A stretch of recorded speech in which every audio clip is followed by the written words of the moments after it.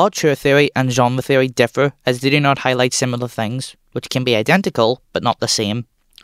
Auteur theory portrays the person who generally made the movie and most of the time came up with the storyline, whereas genre theory concentrates on the film and the imagery of it to view what type of narrative is being produced. The questions that you're asking yourselves as students are sometimes timeless, and you'll continue to ask, throughout your career. I certainly know I have. Questions like, what's the purpose of art? What's the meaning of art? Why make art in the first place? And what's the line between interpretation and misinterpretation? Art can be bewildering, unsettling, subversive.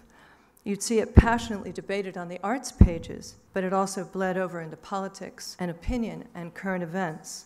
I've always thought that there was a contract between the viewer and the screen, and the perfect meat is right in the middle. I prefer to create the opportunity to lean forward, making room for individual beliefs, experiences, and determinations of what is good and what's bad. I had a philosopher teacher who said, there's no such thing as absolute truth, there's just interpretation. No matter how badly some cry out for black and white answers, that's not the artist's job to provide. No one is the sole custodian of history. Now let's move on to Kathryn Bigelow. As we all know, Kathryn Bigelow is a director who's created movies such as Point Break, Zero Dark 30 and The Hurt Locker. Bigelow is someone who continually tries to make movies under her own conditions. She promotes powerful characters no matter their gender and is not shy about fulfilling her love of strong action scenes. These are just two of the reasons that prove to us that Kathryn Bigelow is one of the most standout directors working today. As a result of the themes and ideas or elements she uses, it solidifies her as an important modern auteur, particularly with the clear focus on gender-specific identities and the confusion of genre traditions. Bigelow is a different type of auteur because she depends on her collaborators and chooses them for their features, creating a body of work with various approaches. Bigelow is acknowledged as being a professional and excellent filmmaker.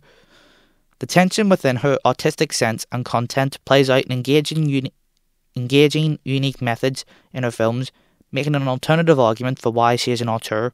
I don't think filmmaking is gender specific. I mean, I think that I certainly, I wouldn't say that I could, as a director, it's really a collaboration. I mean, you're not sort of, I suppose there's a hierarchy in a way, but at the same time, I really look at it as a collaboration, and you're fortunate enough to surround yourself with incredibly talented people, and I just find it incredibly inspiring.